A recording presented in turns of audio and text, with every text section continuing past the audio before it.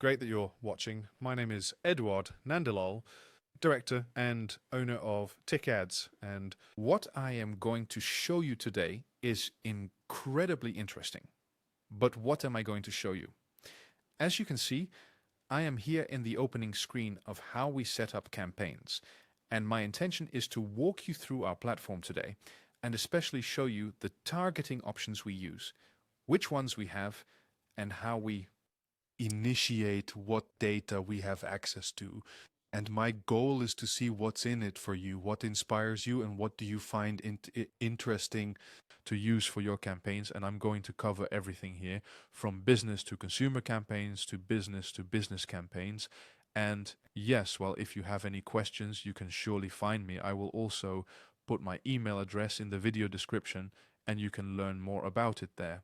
Okay, let's get started. We are now at the first step, and this is immediately a nice opportunity to explain to you. And you can see that here as I go to it with my mouse.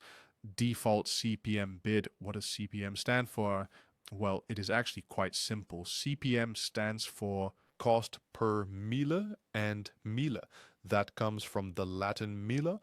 That means 1,000. And what it basically means is cost per 1,000 impressions. So we work in a bidding system where we pay publishers, which can be NU.nl, the AD, but also the Financial Times, per 1,000 impressions. And then we compete with other advertisers. The highest bidder wins in this case. Well, and if we then take average CPM, for example, then it's around, between 7 and 12 euros. We then bid for that on advertisements, and let's just use my coffee cup as an example. It taps against the microphone.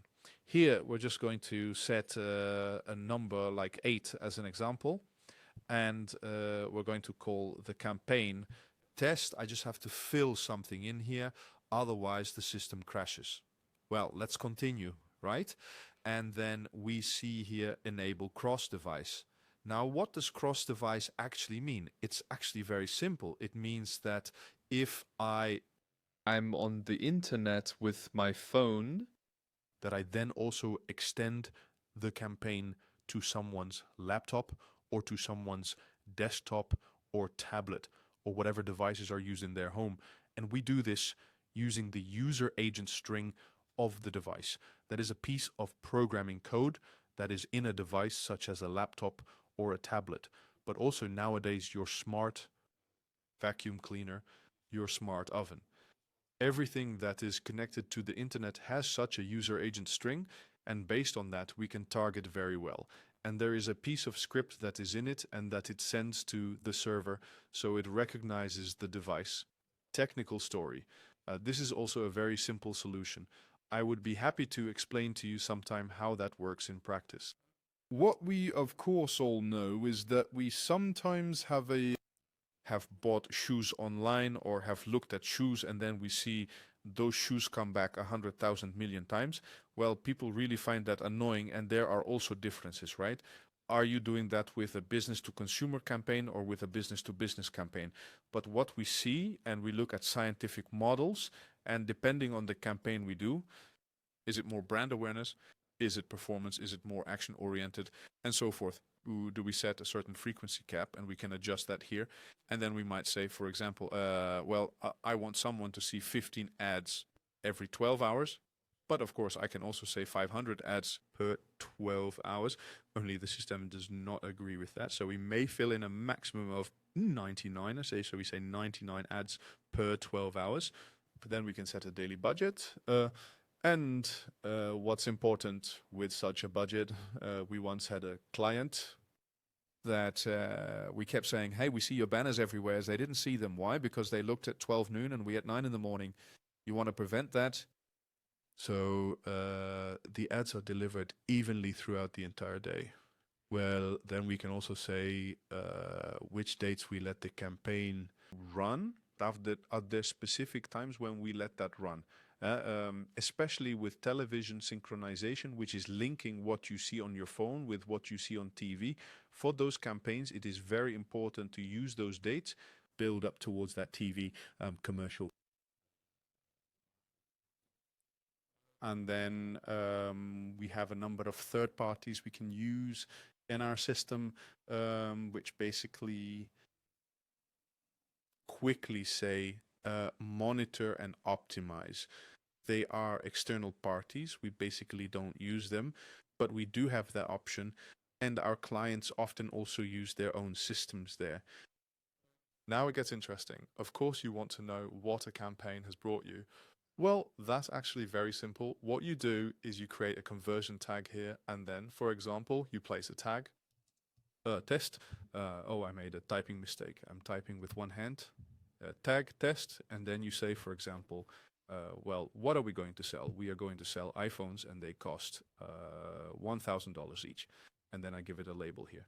Then I can say, for example, was it a lead? Was it a contact? Or was it just a big fat sale? And then I put new verkoop iPhone and neatly done with a capital letter, of course.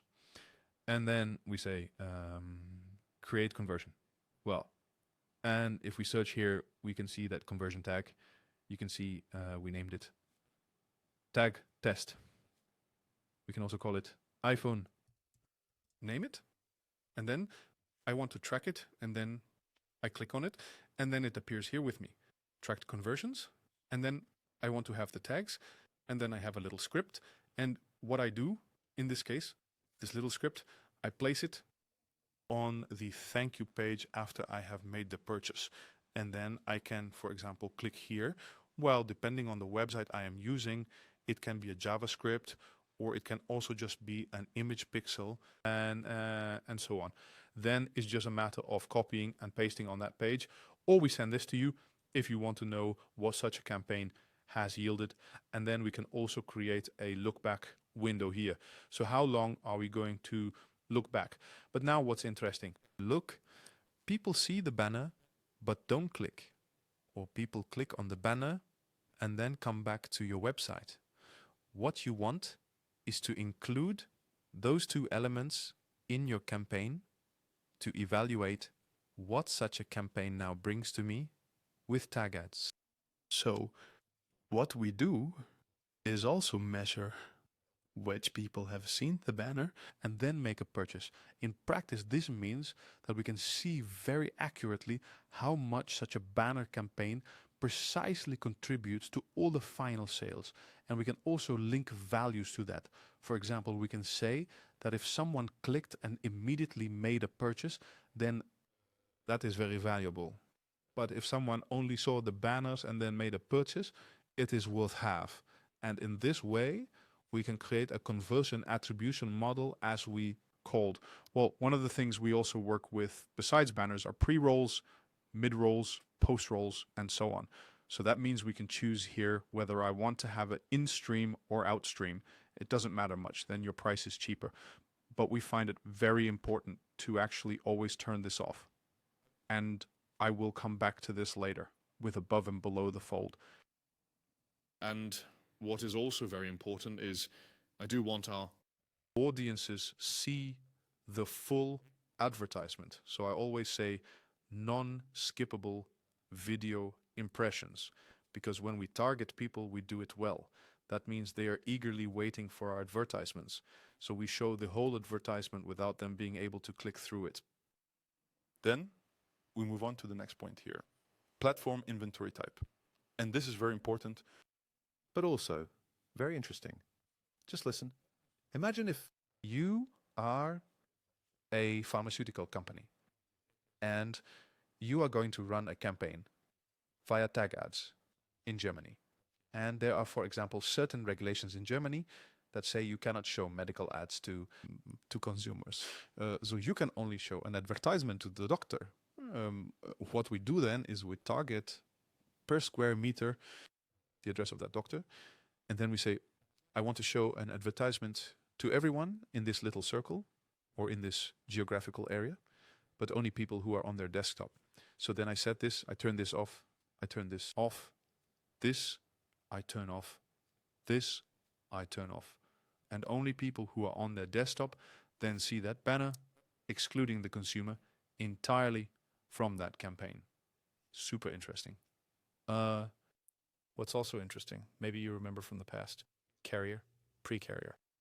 For example, I want to say I only want to target KPN customers. But just imagine that you have a brand aimed at migrants or non-Westerners.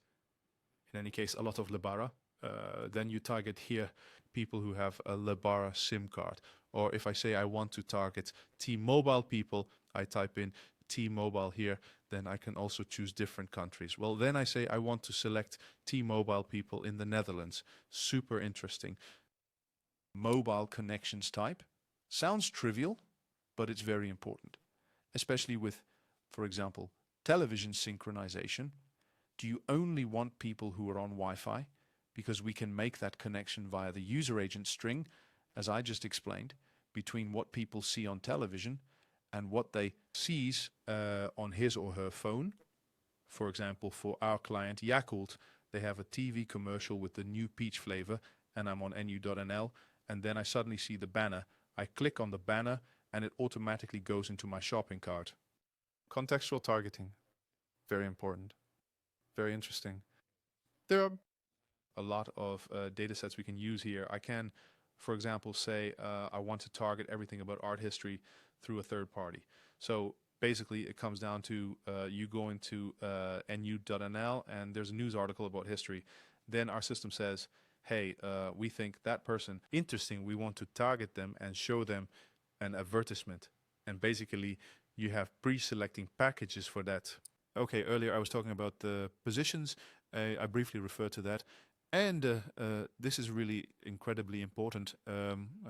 What happens very often in practice. When you open a website, you can actually do this now. Just grab your phone and go to nu.nl, for example. I'm doing it myself briefly. Then you see that advertisements are being loaded. Only when you scroll down, you see another ad. But you didn't see that ad at first glance. Well, and that ad you see when you scroll down, we call that below the fold. And what you want is you want certainty of viewability, as we call it. So you always want to advertise above the fold and definitely not in unknown positions. Brand protection. Very important. Again, third parties we use for this. We also have our own black and white list sets. I need to explain what brand protection is. Imagine I sell chairs, wooden chairs, and I approach tag ads and say I want to do a campaign for my wooden chairs. And coincidentally, that day there is an elderly couple, and the man is so fed up with his wife that he hits her on the head with a wooden chair, and then it makes the news because that woman is, dead because of that wooden chair, and then the news beautifully states woman dead by wooden chair with generic campaigns. If you target based on content, then your advertisement will appear next to that terrible news report about the man who beats his wife to death with a chair. And you don't want that. And we can blacklist that ourselves, but there are also third parties who can do that very well. They also include all applications, all content, all YouTube include content. And there are numerous examples if you Google this, like an ad from NS next to a report about someone jumping in front of a train, and so on and so on. A very well-known example was always in Venlo, where I come from. There you had a prize stand, which, as they say in Venlo, had gone up in flames. In the Netherlands, you would say it caught fire. And next to it was an advertisement with, do you want to rent a mobile fry stand? Those are the kind of mistakes that can slip in. And I'm saying it all a bit jokingly now, but of course that's really sloppy and you don't want that. And we're on top of it because I always say trust comes on foot, but leaves on horseback. And that certainly applies to you. Potential customers that you will bring in through our fantastic campaigns, then we will thaw for a bit. There are still some technical settings we do. I will not go into that now because it would be too technical, but this is about by measuring an audience across the different layers in the campaign and also applying control groups so that we can accurately measure the click-through rate And then we can create certain large groups and then adjust sample sizes in terms of impressions. It also works very well for A/B testing of campaigns and messages. I just told you the example of the general practitioner where we target very specific data and information because, of course, we want to make sure that someone is in the right location. Well, we have a client who focuses on secondary and primary education. And what they have is a list of all their customers in secondary and primary education, as they call it. That list of customers, which we upload, and then coordinates come out of there from those. And based on those coordinates, we then target that potential customer with square meter accuracy. And then you can also see here that we have the possibility to make a small map. So we can do it by the square meter, but we can also do it slightly broader. You see, I am now at our office in Zoetermeer. And imagine I want to show advertisements to all the people in Zoetermeer. Then I do it like this. And then the people there will see that. But I can also make it very small. And as small as I want. I make it. And then I can add another circle. And then I can target very specifically. Well, then you see the coordinates here. And then I can set a radius here. And it can be accurate to a square meter. So that doctor's practice, we can target. And then they see an advertisement. And then we can do what I showed a few steps back here. Then you can say, for instance, that I combine it with a number of other targeting options. And where are you now? Then I say, for example, well, here we have it desktop only. I do a business to consumer campaign. Then I only want mobile. Let's continue. This is incredibly interesting, especially if you are in business to business and you're in hardware, software, or IT. This will make the difference for you. What is so interesting now? Just imagine. Look, all those brands here. I can specifically target brands. Does anyone have a Intel computer? Does anyone use a Louis TV? Does anyone have an LG TV? It doesn't matter. I target that. Super interesting, especially if you are in business to consumer, but also, of course, business to business. Even more interesting because we can take many more steps. I had already selected something here, LGC. You can select all system properties here. Or yes, actually these are product codes of those TVs themselves here. 55-inch, blah, blah, blah, blah. I want to target those. Bingo. Okay. And I can obviously target all other brands here. NVIDIA. I happen to have shares of course, I'm super happy with that. And I can also target specific properties. Additionally, I can target what kind of operating system someone is using. I can, for example, say Mac and Torch or Mac operating system. And then I can say I want version 6 up to and including version 8.4, 5, 6, beta version B2. I don't know exactly how these versions work, but we'll find that out, of course. We also use AI to figure that out for our customers. And then I can say I only want to target specific browsers. For example, I use Safari. Absolutely fantastic. Best browser ever, whatever. I target only people who target Safari, but I can also very specifically. Then you see custom user agent again. So I can also create my own pattern here. So do you have a company dealing in hardware, software, and so on and so on? And if you send us the patterns and the underlying code, we will implement it here. And only the people who are relevant to you will get to see it. But we can also do this with applications.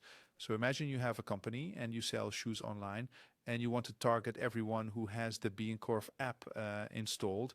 Then we just click that here. The B&Corf app has a certain code, and our system and the websites we advertise on recognize that again, and those see the code. Next step. Now it really gets interesting. I promise you. What we can do here is link to your CRM system. We just need to integrate a data feed. We'll help you with that. but it's even more interesting. I can actually install, and this is what everyone always talks about, third-party data. Look, because what I just showed you, that is based on first-party user data. So that is data that is essentially necessary to have on your phone, which you also need to share with servers because they want to know who you're talking to. What kind of language does that phone or laptop you have speak? Well, and here's where it gets really interesting because now I can load third-party data into my campaign. So let's see what we have. When I get to track, score, get score, click. Then I can target based on demographics and the United States. So I buy data from ComScore here and I say women between 18 and 54. I want to target them in a campaign. Bingo, got the first target group.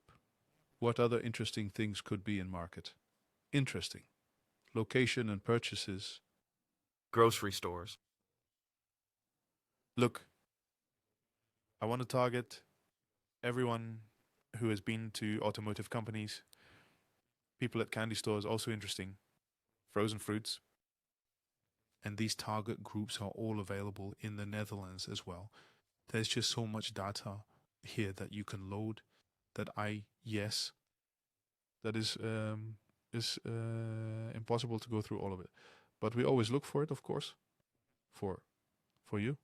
This is a bit more American oriented. What we have here shared is arts and entertainment, finance, jobs, and education. All interest groups and person-specific data. For example, I was with a client, and there we could even select based on which bank someone uses. I believe that's Daytona. Here, finance and money. There are just 506 million people in that funnel.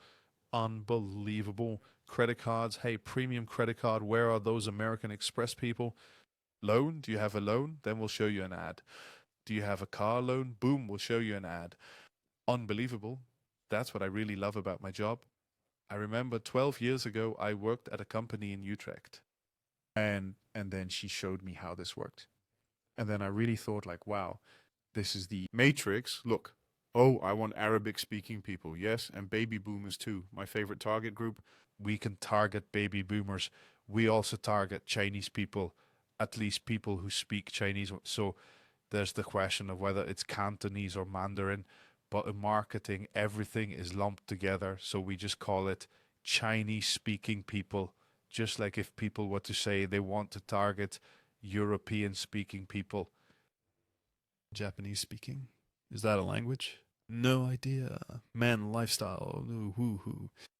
Portuguese speaking retired. Of course. Let's target those boomers because they have so much money.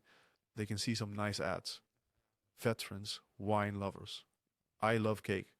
I do like wine. Let's have a look. Politically conservative, independent, liberal. This is definitely not American. Just look. There are simply 442 people.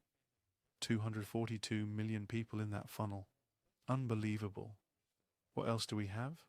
Epsilon sounds like a familiar brand. Oh yes, of course, they just sell your data. Certificates and deposit customers, highly likely. Hoppakey. 48 million people. Is there anyone else who wants to target certificates of deposit customers? 48 million people here for 75 cents. You can have them from me. Financial advisor, clients, loyal financial institution, customers, stock and bonds, investors. Highly likely. Online saving accounts users. Yes, we can target people who have lots of savings, so we can easily sell them everything. Isn't it fantastic how the marketing works? And now people, do you also understand why they often call me the Dark Lord of Big Data in the media? Because I have access to all this data and I find that very cool. And of course, we also ensure for you that this happens in a privacy-friendly way. So all the people who are in here have all given permission. They want to be targeted, and that we also manage and review daily whether those permissions are still valid. Well, and then at a certain moment, then we've had that. And now it's just a question on which websites will you advertise. And then we can enter a Word file here, and it will show which websites you can advertise on. We place the advertisements here. We host them here.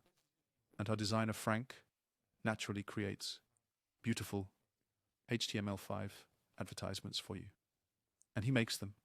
And yes, then we have an overview of the campaign here. And then we're basically finished. And then we hit create campaign. I'm not going to do that because otherwise I'll end up showing an ad to all those wine-loving baby boomers who speak Chinese. Then they see a blank ad on the websites and on all socials and channels. We are not going to do that. But I am really curious about what you think of this. Just to conclude with how it was for me when I, because I was also stopped when I discovered this 12 years ago. Then I really thought, holy moly, what is this? Is all this possible? And it was really still in its infancy. The whole AI revolution still had to take place. Corona still had to happen. Because, mind you, since Corona, so many more people online present. They are open to online purchases. Yes, even those, especially those baby boomers. It's no longer a question of if you should invest in online advertising, but how much you can invest. Because people expect it. And I mean, who really watches TV anymore? It's often Videoland, Netflix. This is the era we live in now of platforms. And tech ads is also a platform on which we advertise. In the description are my contact details, but probably if you're seeing this, you know me or you know how to get in touch with me. Well, I hope to speak to you soon. I hope you enjoyed it. And you know what? I actually don't expect that many people have such long attention spans to watch the whole video. So if you made it to the end of the video, you can also get a bottle of Saint-Emilion Bordeaux wine from me, my favorite wine. Pick it up like a kind of Easter egg in this video. Don't tell anyone. And then I'd be happy to see you at my office. And this is the end of the explanation of our platform.